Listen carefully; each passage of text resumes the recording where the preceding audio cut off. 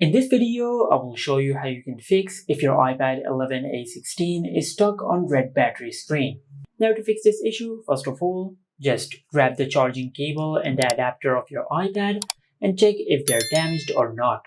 Also make sure to use Apple's original charger with your iPad, because if you use a third-party charger or a charger which is not supported by Apple, this can damage your iPad.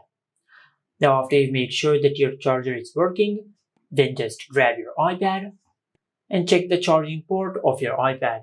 Now if you find any dust or debris stuck in the charging port, just clean it using a soft brush.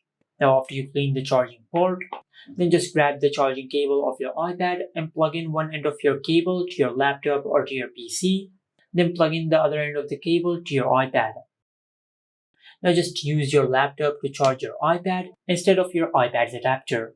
Now just leave your iPad plugged into charge for a couple of hours. Ideally, charge your iPad for 1 to 2 hours, and after that, while your iPad is plugged into charge, just perform a force restart on your iPad.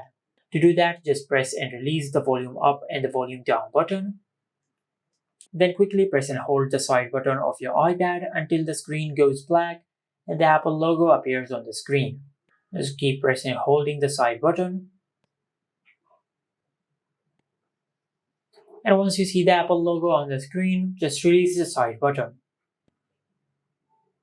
And after the force restart process completed, then just check if your issue is fixed or not. Now if you have done that and if your issue is still not fixed, then for the next method, just unplug your iPad from charge, then just grab your iPad. Now what we basically have to do is that we have to warm up the battery of our iPad. Now to do that, just use your hair dryer and set it on the lowest heat. Now by using your hair dryer, just warm up the battery of your iPad for 1 to 2 minutes, and after that just plug in your iPad into charge and leave it plugged into charge for 30 to 40 minutes. Now after that just perform a force restart as I have shown you earlier.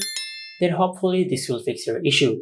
But if you have done that and if your issue is still not fixed, then you might have a hardware problem with your iPad. Just take your iPad to the nearest service center and they will fix your issue. And this is it. Make sure to like, comment, and subscribe. Thank you for watching.